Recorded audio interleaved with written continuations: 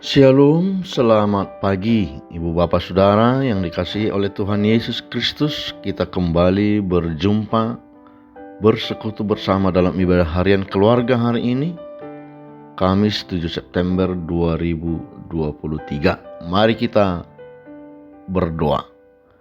Damai sejahtera dari Allah Bapa dan dari anaknya Tuhan Yesus Kristus memelihara hati dan pikiranmu. Amin. Firman Tuhan nas renungan hari ini tertulis dalam kitab Yehezkiel pasal 36 ayat 27. Rohku akan kuberikan diam di dalam batinmu, dan aku akan membuat kamu hidup menurut segala ketetapanku, dan tetap berpegang pada peraturan-peraturanku, dan melakukannya. Demikian firman Tuhan.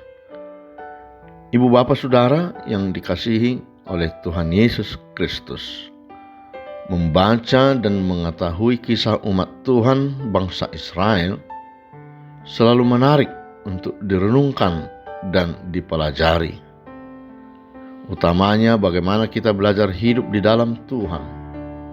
Dalam nas ini kita melihat bagaimana besarnya kasih setia Tuhan Allah kepada umatnya yang sudah berkali-kali berulah melawan dan meninggalkan Tuhan, namun tetap dikasihi dan diampuni. Benar, ketika umat Tuhan itu melakukan kesalahan dan bertentangan dengan perintah Tuhan, selalu saja Tuhan menghajar mereka. Tidak sekali Tuhan memberikan hukuman dan pengajaran kepada bangsa umat pilihannya itu. Namun selalu saja kita melihat kasih Tuhan lebih besar dari amarahnya. Benarlah seperti kata orang banyak, seperti seorang ibu tidak rela dan tidak dapat menerima ketika anaknya dimarahi oleh orang lain, atau bahkan ketika anaknya itu dimarahi oleh ayahnya sendiri. Namun si ibu ini merasa baik-baik saja ketika dia yang memarahi anaknya. Kita beruntung memiliki Allah seperti itu, bahkan lebih daripada itu. Allah kita selalu dan selamanya menginginkan hidup kita tetap di dalam jalan yang benar, tidak pernah menginginkan kematian dan kebinasaan di dalam dosa. Allah selalu melakukan pekerjaan yang baik dalam diri manusia, membersihkan manusia dari kecemaran dosa, kenajisan, memberikan hati yang baru, yaitu hati yang taat, hati yang lemah lembut. Namun kita harus ingat dan sadari bahwa Allah memberikan hukumnya, peraturan-peraturannya untuk menjadi penuntun hidup kita, supaya kita dapat berbuah yang baik.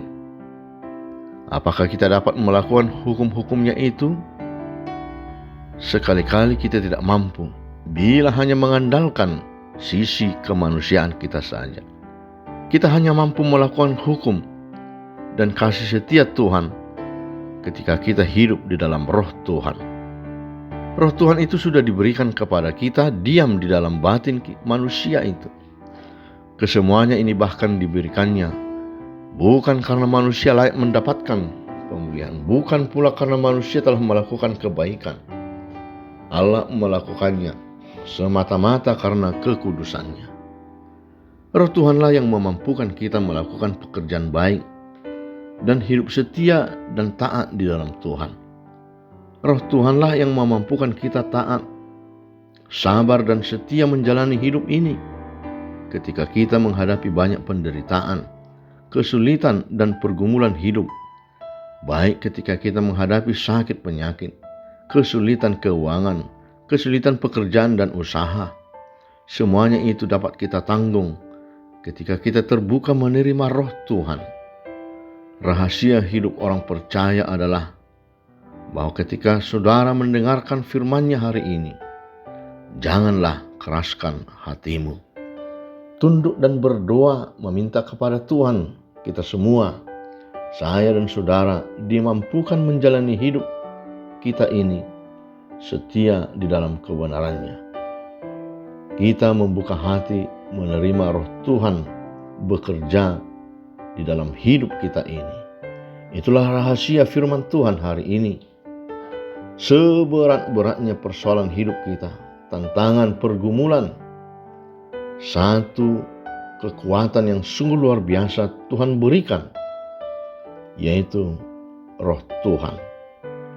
Karenanya, bukalah hatimu saudaraku, lihat dan rasakan pekerjaan Tuhan di dalam hidup kita melalui Roh-Nya.